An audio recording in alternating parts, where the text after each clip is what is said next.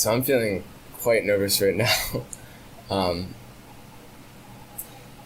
I thought this was just going to be like a birthday circle where we were going to play fun games at first, when I first had it. And then I realized there was something that was present for me.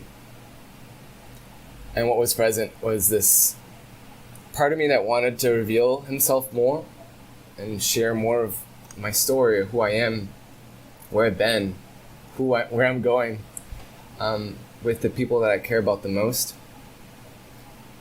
And my story is really vulnerable, so at least for me.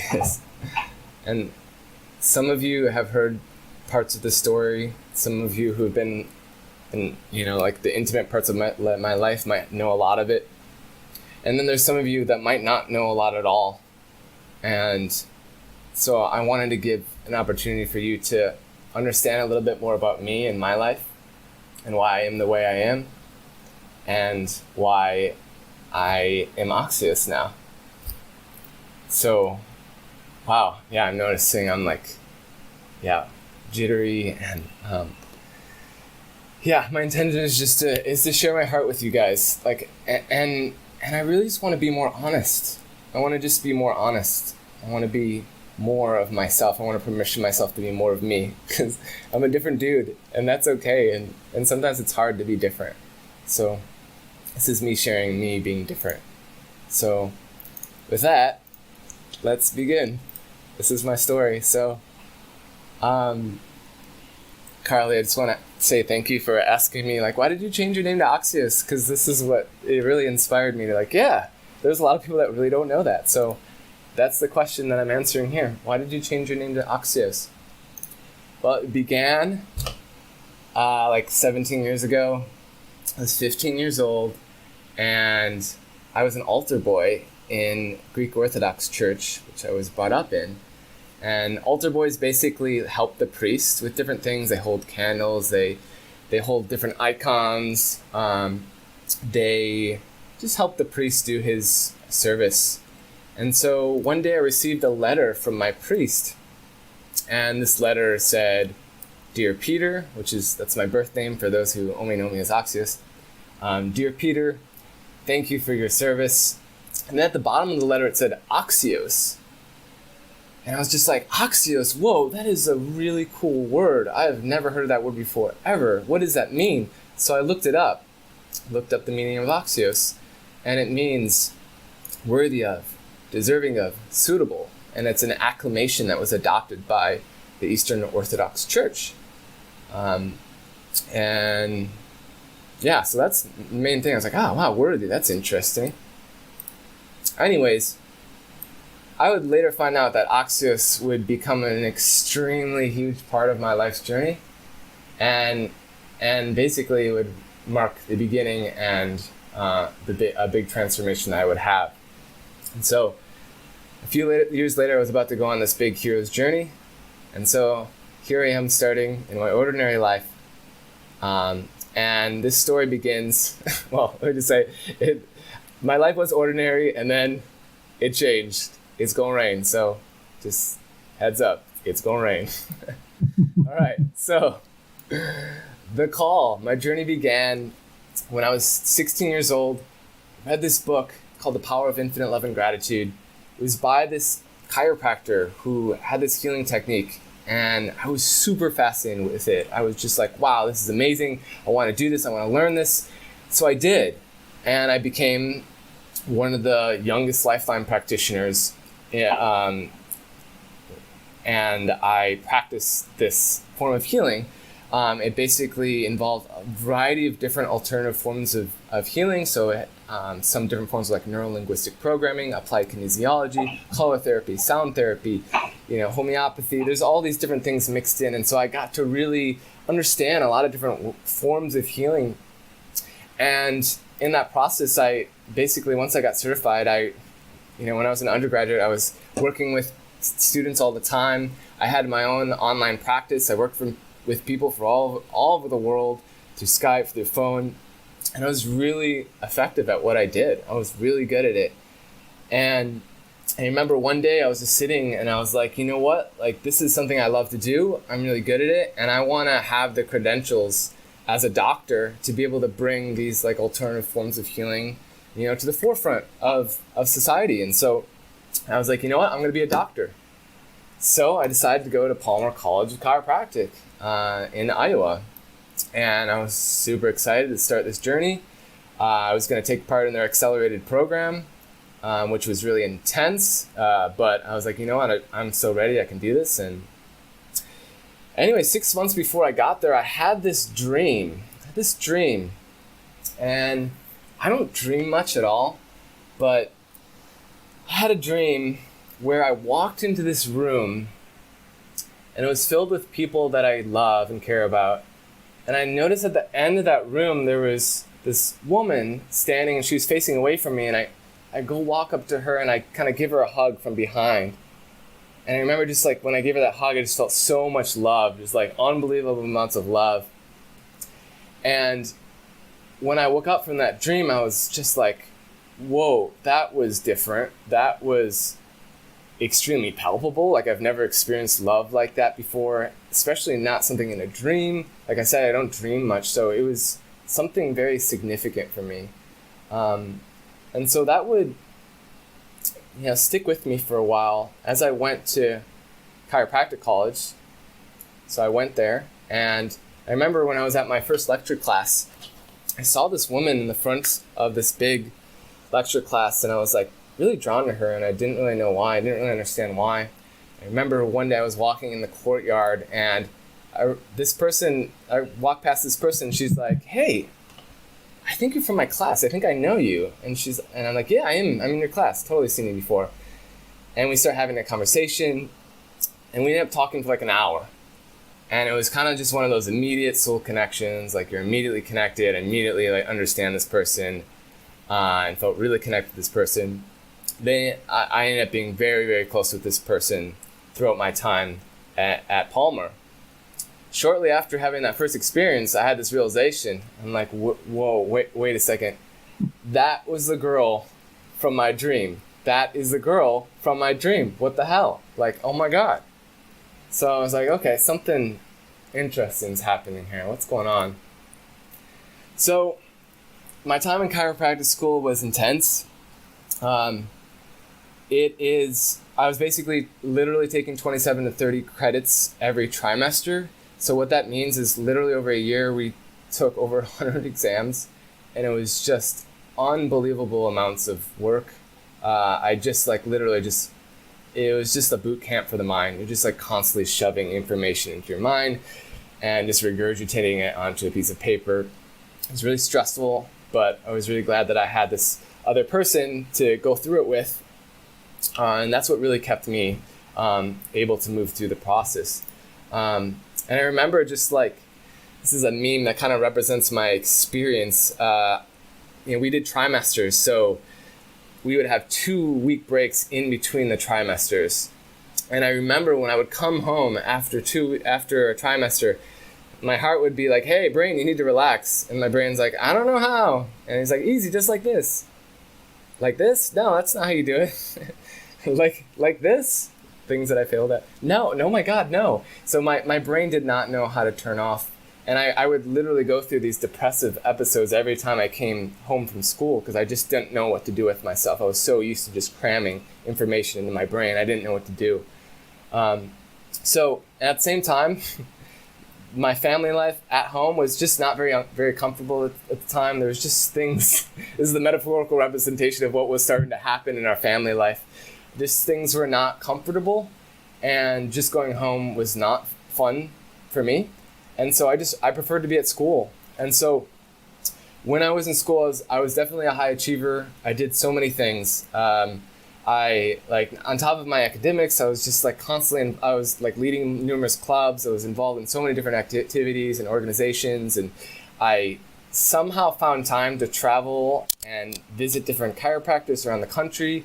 I was just heavily involved in this practice and in this lifestyle, and it mattered to me. And I was really like there was a point in which I was like, this is what I came here to do. This is my purpose. Like I was like so on the mission. And, like I was telling people about their spines, whatever.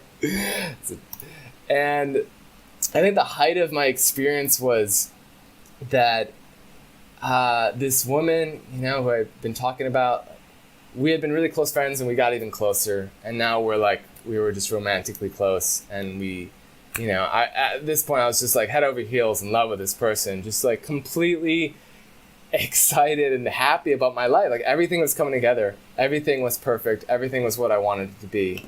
And I was so happy. And then this meme really explains what happened next. God watching you fall in love with somebody he's going to use to hurt you for character development. So real. So this is the part of the hero's journey where everything goes to shit. So I reached the top, and then things changed really quickly. And it was like a magnet. Between me and this woman, it was like a magnet. Like we had this like really strong attraction, and then suddenly it's like the polarity shift, and we were just like completely pushed away, and it happened very quickly. It was like the closest we got to this point where we were super close, and then at that point it just like something happened and changed, and we were not good anymore. And it's like I think I would say like we were kind of exposing each other's shit, if that makes sense to you. Like, you get into a relationship, you see each other's stuff, and you don't like each other because of it. And it really was a heartbreaking experience because we weren't like in this short period of time, we just weren't able to resolve these things. And it was really not, it was unfortunate. It was really, really unfortunate. And, like... It was about to get much worse. It was like things were about to really change for me, because I went to school one day, and I hadn't talked to this girl for like a week or 2 weeks. Like we just had taken some time, and I go to school, and someone says to me, "Hey, did you hear about Catherine?" And I was like, "No, what about her?" And they said, "She dropped out and moved to China." And I'm just like, what? She dropped out and moved to China? And that was literally the last I ever saw of her again. That was it. It was just like very dramatic, gone. She cut me off from everything, like no messenger, like everything's gone. And it was so quick and so like, what the heck is going on? And it really like threw me off in a big way. It's like I said, I was head over heels in love with this person. And now they were completely out of my life, just completely out of nowhere, no explanation, no nothing.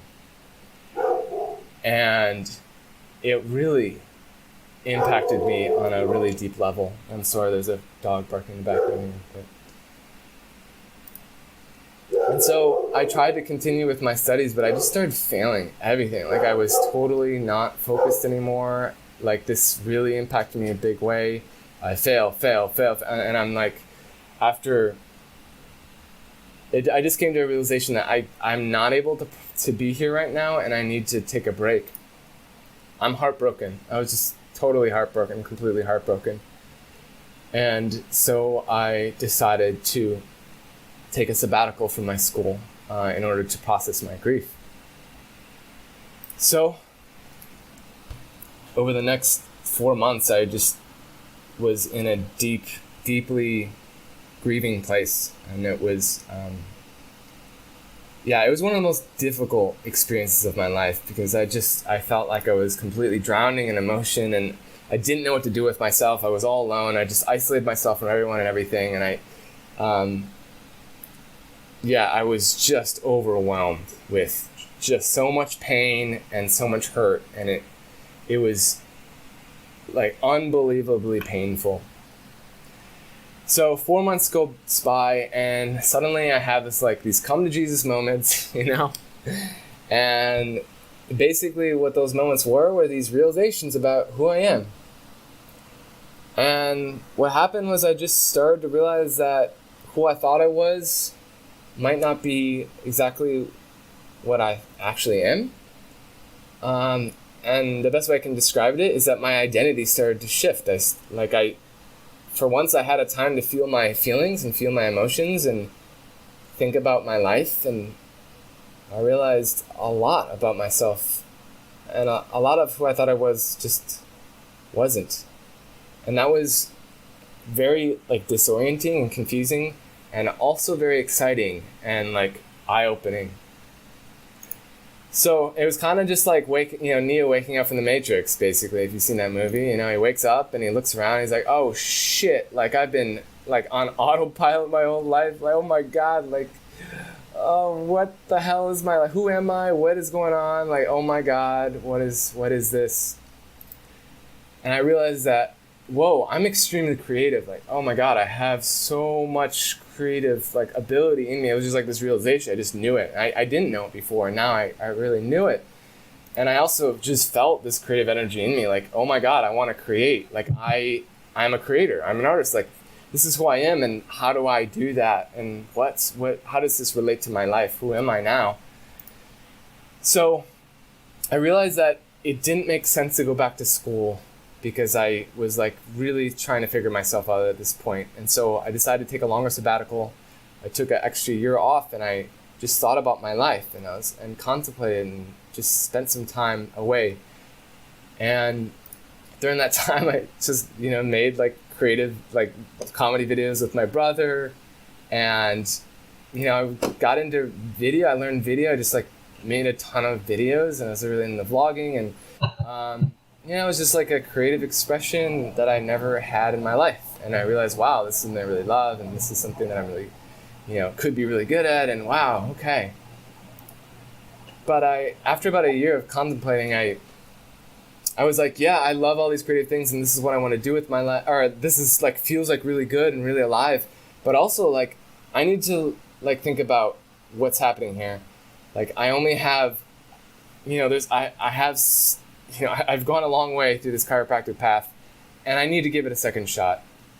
And so I decided to go back to chiropractic school just to see, I was I can't, I'm going to regret it if I don't at least see what's there. I can't just give this up. So I go back to chiropractic school, and, I go back to this world where all my friends are preparing to be doctors, and this is the part of schooling where you're working with patients. You're expected to know all your shit. You're taking boards. You're doing all this stuff. It's really intense. You need to have your shit together. You're going to be a doctor. And I was this confused Asian child who was this baby over here. I really was just really, I was just really confused and disoriented. And I felt alone, and I felt lost, and I didn't know what to do with myself. I was what is happening? I don't know what to do. I knew I had two more years of taking boards and getting certified, and I was what am I going to do? And so I just went in this deep level of contemplation, oh my God, this is insane. I don't know what to do with myself anymore. And and of course, being back at school, I'm reminded of all this trauma from just losing this person. So it was just really difficult to be where I was at the time. And I realized I had a choice to make. And the choice was either stay in school and just kind of, I don't know, somehow make it through school and go down this path that I really didn't want to go on down anymore, and with the energy that I didn't have, without any sort of passion whatsoever, or the path of this is who I am now, and this is what I'm passionate about, and this is what I want to explore in my life. And so that was a big decision. And one of my favorite movies is Mr. Nobody, and they say in that movie we cannot go back. That's why it's hard to choose. You have to make the right choice. As long as you don't choose, everything remains possible.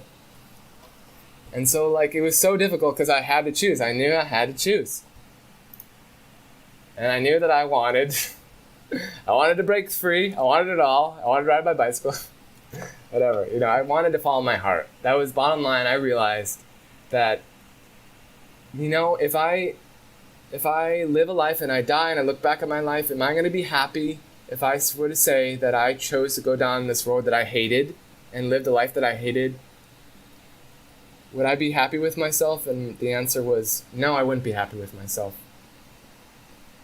And no, that's not worth it. And so I made the most difficult choice of my life, and I left school. I dropped out. I ended that. I left that path. And when I did, it was just the most difficult decision of my life. And,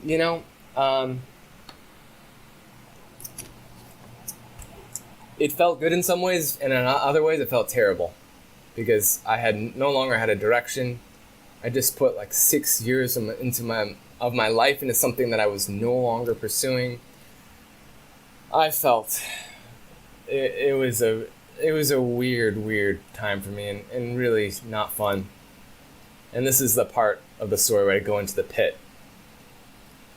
And I go back to my home life, and meanwhile at the Fless's household, where our problems got to the highest level of levels, and just like things are just burning down. So I go back to my home, and it's the level of instability that I had in myself was like matched in my family's life and culture, and I went into a deep depression. It was really dark, and a big part of that depression was this was vulnerable to share. This was on my back, and I knew it was going to be on my back for the rest of my fucking life. And that was so hard to be with, and I felt so like such a loser, like such a nothing.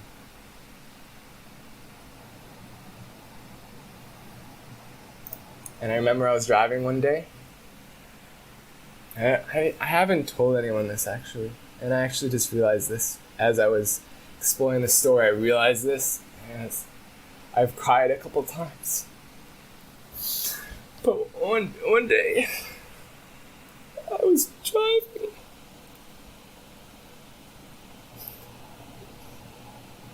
And I was not stable emotionally. I was feeling...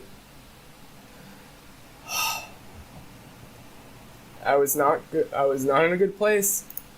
And I saw an underpass coming, and I saw a brick wall. And I started speeding up my car. And there was this thought in my mind, if I just turn way to the right, I can just end this and I don't have to deal with it anymore. And it was a very serious thought. And I'm so glad that I didn't do it, because I know I would have so regretted that. And that was the lowest level that I got to. And it was never that low again, thank God, because I had another come to Jesus moment shortly after that. Like you'll notice a theme of like being saved. I feel my life has become very spiritual, because there's just been so many moments where like I'm about to lose everything, or about to, like, things are just not going my way, and then something happens and saves me, or someone shows up and saves me, and someone, someone showed up, and it was my friend. I wish she could be here today, but she said out of nowhere, she had been a past client of mine, human client of mine, just a good friend, and out of nowhere she said, "Hey, I want to loan you $5,000. She just randomly says this to me. I want to loan you $5,000. You should consider moving to Austin." And so I took her up on that. I was like, yeah, I think I'm going to do that. And this is a part of the journey where things change, and I start to realize some different parts of who I am. And so I got to Austin, and my experience was very different. I met a lot of really wonderful humans. Some of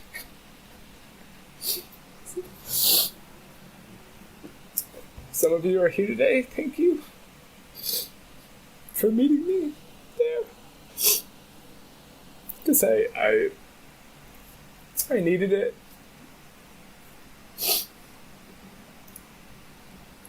I started in Austin. I had nothing. I didn't know what to do, so I just started on this app called TaskRabbit. I just started cleaning people's houses, and although I was about to become a doctor and now I'm cleaning houses, I felt there's this sense of freedom. There was a sense of I'm free, I'm doing what I choose, I'm alive, and there's something about that was so okay with me.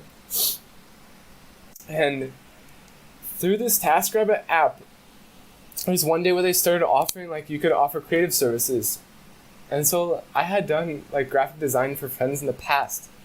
And so I'd always, wanted to get more into creative work. I'd always wanted to be, to freelance creative stuff. And so I started offering graphic design services, and people started hiring me, and I started building my portfolio, and I was actually really good at it. And I had a lot of clients, and it was really great. And over time I developed into, I did some 2D animation, and then I went into videography. And so I was able to kind of just build up this creative career. Alongside that, I got really involved in the improv, and improv was actually huge. Right when I moved to Austin, improv was just in my face, you're here to do improv. And with a couple friends, we founded this organization called Austin Improv Connection, where we provided free improv classes for the community. And we just had, I just had a total blast doing that. I just met so many of my friends and had such great experiences. We led all kinds of workshops. We had numerous classes happening every week, and it was really cool. And eventually that program became part of a nonprofit called Creative Self-Expression that's still in Austin. It's pretty cool. We also did live shows. We had this show called Monday Night Hype that we put on every month, and I was a co-producer. And yeah, it was it was kind of like Saturday Night Live, improv and hip hop. We did shows in the studio, and yeah, another part of my my Austin experience was I had a really profound relationship of 3 years. And I'm sharing this with you guys because this is a big part of me understanding my identity, my sexual identity, my orientation. And this is the first time that so we were together for 3 years, and we explored what's called polyamory. You may have heard of it, you may have not, but it's the practice of intimate relationships with more than one partners with the informed consent of all partners involved. It's been described as consensual, ethical, and responsible non-monogamy. So this is something I explored, and you call it open relationships. And through this exploration, I really learned so much about myself. I really realized oh wow, there's different ways that I can be in this world. There's something different that's emerging in my life. And I also realized different parts of my sexuality, and this feels really vulnerable to share, but I also realized I identify as being heteroflexible, which is basically an in-between between being bisexual and straight. So I like Urban Dictionary's description of persons who's mainly straight but does sometimes find the same gender appealing. And so I like what it said at the bottom here. It says I don't know, I can't really read it, but Ashley says, I'm about 90% straight and 10% bi, so I'm heteroflexible. So basically it's why am I sharing all this super personal stuff with you guys? The reason why I'm sharing it is because I felt so much shame about not only being in open relationships and identifying as polyamorous, but also in just the concept of potentially having attraction towards other men. That's really scary for me as a dude. That's terrifying. It's absolutely terrifying. And growing up in a culture where there's a particular way you need to act like a man, there's a particular way to be a man. It's and me, I was brought up in a very homophobic culture where it just wasn't okay.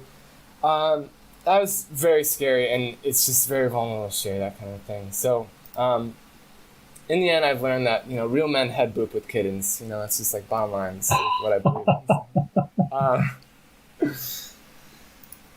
So, anyways, this is a part of the story where, I'm in Austin, but I'm like, there's still some missing pieces in my life.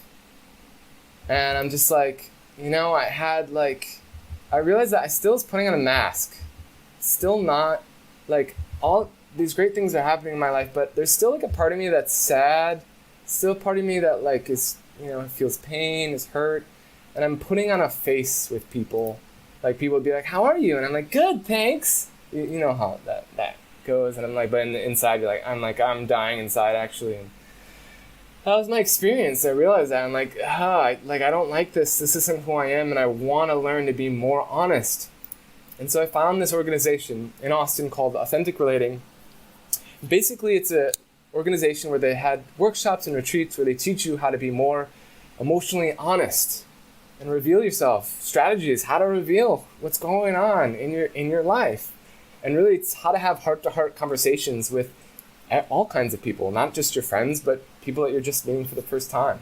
Really how to be real, how to be authentic, how to have deep conversations, It's something I was really craving that I just wasn't getting at the time. And so I went on this path to really kind of understand empathy and compassion, learning the language of empathy, learning how to communicate how I feel and how to understand other people's feelings and be with them when they're feeling a particular way, And, as I was really into this stuff, and I didn't have much money at the time.